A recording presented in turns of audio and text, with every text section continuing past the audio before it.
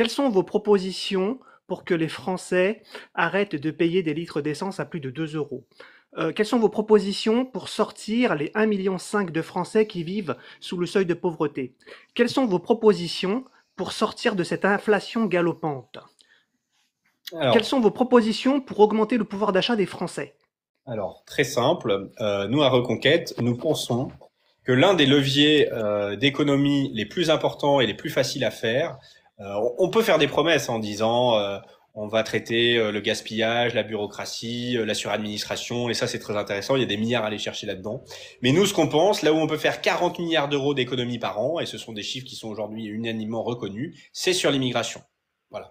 40 milliards par an. Je crois que ça fait 1000 ou 2000 euros par Français par an qui peuvent tomber dans votre poche parce que c'est le coût, et encore c'est un coût qui ne prend pas tout en compte, ça prend pas en compte toute l'insécurité, ça prend pas en compte plein de choses, l'insécurité qui est un mauvais facteur pour l'économie, qui empêche le commerce, voilà qui n'est pas bon, et puis ça vous coûte dans ce chiffrage de l'immigration, dans ces 40 milliards, il n'y a pas le prix que vous devez mettre, par exemple. Vous pouvez plus prendre les transports en commun parce qu'ils sont infréquentables. Vous êtes obligé d'acheter une voiture.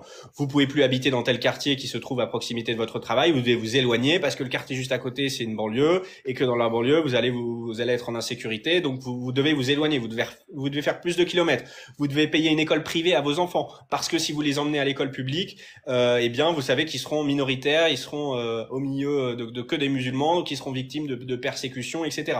Donc vous voyez, quand on chiffre le coût de l'immigration, on chiffre une petite partie du coût de l'immigration, et au final, dans votre porte-monnaie, eh bien, ça fait encore plus. Donc nous, on pense qu'on peut faire des économies là-dessus, de manière rapide, efficace, supprimer toutes les aides sociales aux immigrés non européens, les aides sociales non contributives, mettre un terme à l'immigration, expulser tous les délinquants et criminels étrangers à l'issue de leur peine. Toutes ces mesures-là, la sécurité, les places de prison, la justice, la police, ça coûte une fortune, et on sait aujourd'hui le poids de l'immigration non européenne notamment dans cette insécurité. Donc voilà les économies. Sur le prix de l'essence, pourquoi il y a un prix de l'essence élevé? Parce que l'État a besoin de recettes très élevées, parce qu'on est l'État le plus socialiste du monde. Devant nous, les États les plus socialistes, c'est les îles Kiribati, Marshall et l'Ukraine, parce que l'Ukraine est un pays en guerre, donc ils ont besoin énormément d'argent pour financer la guerre. Il y a que 4 pays qui sont plus socialistes que la France dans le monde entier.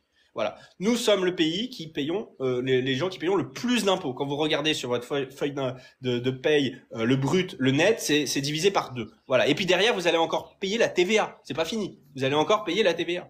Donc en fait, on est dans un pays ultra socialiste. Et ce socialisme, il faut le payer, il faut le financer. Les aides sociales, l'assistanat, l'aide à l'immigration, bah, il faut le payer. Donc ça va sur le carburant, sur les impôts, sur la TVA, voilà. Vous le payez. Donc tant qu'on mettra pas fin à cet État socialiste, il faudra payer cet État socialiste, et pour remplir les caisses, faudra une essence qui est surtaxée, faudra des impôts, faudra une TVA, faudra des impôts partout, tout le temps. Et voilà. Donc faut sortir du socialisme si vous voulez retrouver du pouvoir d'achat.